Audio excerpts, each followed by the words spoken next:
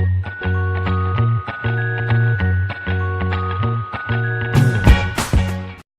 guys, welcome back to my channel. Hope you've all had a wonderful day. Today's video is a book date. I have finished another book. I have finished The Shock of the Fall by Nathan Filer. So yeah, this one took me a little while to read. It wasn't a difficult read, but it did take me a little bit longer than I was expecting. But no, I thought, before I go into spoilers, so you're safe if you don't want spoilers for the moment. I will let you know when I'm going to give away spoilers. So this is the 5th book that I was reading. And it just says, I'll tell you what happened because it will be a good way to introduce my brother. His name's Simon. I think you're going to like him. I really do. But in a couple of pages, he'll be dead, and he was never the same after that. So yeah, I'm not really sure how I was expecting this book to go, but it didn't go the way I was expecting it to. So yeah, I mean, it was an easy read. I felt like something was constantly going to happen, but then it kind of didn't in the same sense. It's a strange book. I wouldn't read it again, I know that for sure, but I also would say if you have the opportunity to read it, then read it, because I think it's quite an interesting subject.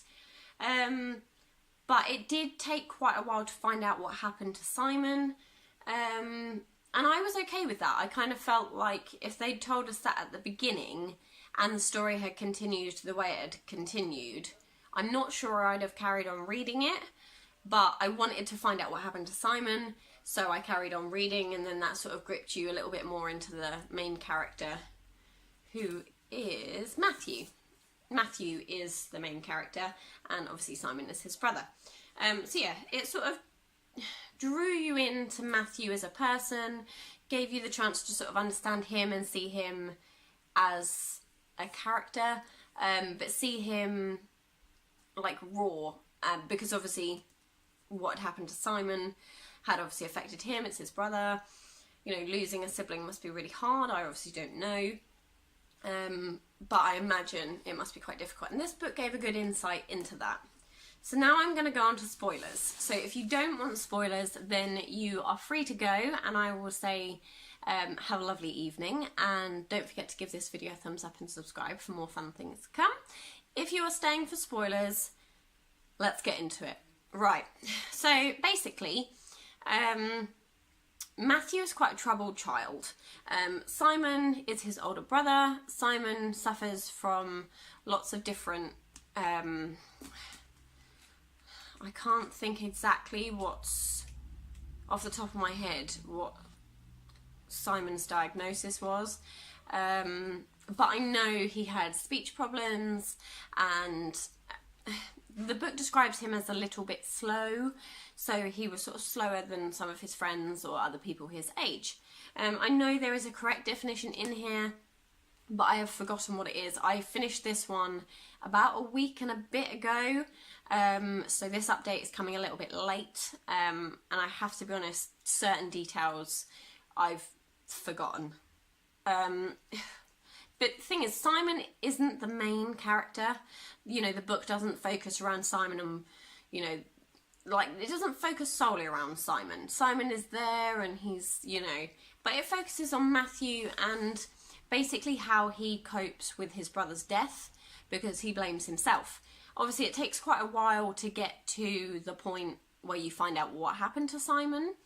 And basically, they were on a holiday camp, like a caravan holiday, and it was raining, and Matthew wakes Simon up in the middle of the night to go and dig up a doll that a girl also on the camp buried, and Matthew chases Simon with the doll, and Simon runs off down towards the sea and the cliff edge, and he slips on a the branch of a tree, and he breaks his neck, because I can't remember what it is, but there's something wrong with Simon's bones that makes them very brittle and susceptible to breaking and things, so he has to be quite careful. So obviously Matthew blames himself for his brother's death, and so he Matthew spends a lot of time in and out of like psychiatric, blah, blah, blah. Yeah, he spends a lot of time in like a I can't say it, you know what I mean, psychiatric ward. Is that what I want to say? That's what I want to say. He has a flat that he lives in, and he will sort of go to like daycare centres to get medication and things like that. He believes that Simon is still around, and Simon wants him to go and play with him. Simon wants Matthew to go and play with him, so he's obviously struggling quite a bit with, you know, coming to terms with the death of his brother and moving on from that. So he gets into quite a lot of trouble, and then he sort of stops attending the day centre and then gets taken back to the psychiatric ward. I said it then. So he gets taken back there, and then it's sort of about how he's coping and not coping and what his daily life is like. It sort of dips into some other sort of people that are in the hospital or the ward with him. It dips into people that are at the daycare centre and his sort of views and feelings about them. It's all written as if he's writing it. So it's all written, basically, Matthew's grandmother gives him a typewriter, and he uses a computer at the daycare centre in which to write down his thoughts, feelings. His book is basically what it is, and he writes about how he is, you know, suffering with all this stuff going on in his head, and what happened with Simon, and how Simon wants him to go and play with him, and things like that. And it was a really nice understanding of what was happening what was happening to Matthew, struggling with the death of his brother, and how his parents and family sort of all coped and things like that. But I struggled a little bit knowing where I was in the story.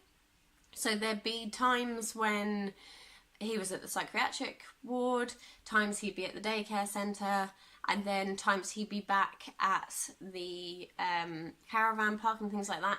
And I found that sometimes it wasn't 100% clear where he was or at what point we were at in this story. It sort of floated between things happening and then coming back to reality and him writing it down. So I did struggle with that a little bit. But all in all, I thought it was an okay book. It wasn't anything that I was like, oh my god, I need to hang on to it, I'm going to read it again. I loved it. It wasn't like that. It was just kind of, it was a good read, and I read it fairly quickly in terms of like reading Wicked. Wicked took me ages. I know Wicked was a longer book, but this one was an easy read. I found it easy to like get through the pages. It just wasn't fabulous, is all I'll say. And I probably wouldn't read it again. I will probably either sell this one or donate it. But it was an okay book. It was okay. It just wasn't anything spectacular. So yeah, that I am getting rid of, and I have moved on to this one. It's R.D. Wingfield's Frost at Christmas. It says, 10 days to Christmas and Tracy Uphill, aged 8, hasn't come home from Sunday school. Her mother, a pretty young prostitute, is desperate. Enter Detective Inspector Jack Frost, sloppy, scruffy and insubordinate, to help him investigate the case of the missing child. Frost has been assigned a new sidekick, the Chief Constable's nephew, fresh to provincial Denton in an over-smart suit. Detective Constable Clive Bernard is an easy target for Frost's withering satire. Assisted and annoyed by Bernard, Frost, complete with a store of tasteless and anecdotes to fit every occasion, proceeds with the investigation in typical unorthodox style. After he's consulted a local witch, Dead Man's Hollow yields up a skeleton. Frost finds himself drawn into an unsolved crime from the past and risks not only his career but also his life. So yeah, this is the one I've moved on to. I'm not going to go into too much detail about it now because I have already started it. As I said, this one I meant to update you guys so much sooner and just didn't get the chance to sit down and film. Mainly because I'd started this and it just gripped me. I mean, look how much is left. This is it. So you will see another update on this book coming very, very soon. But it is amazing. I have loved reading it so far. That's it. That's what I'm saying. I'm going away now. But yeah, So I finished Shock of the Fall. I'm on to book number 6, which is Frost at Christmas. That is everything for me for this, well, for this day's book date. There are some other lovely ladies involved. There's Museum Girl 135, Laura Bolham, Nicke Pearson, and I know Sparkly Princess Lynnette is doing her own 19 books. They don't fit the questions that I set up, but she is doing her own 19 books this year. So I will leave links to all their channels in the description down below so you can head over there and check them out. That's everything for me, and I will see you guys very soon for another book date. Take care. Bye!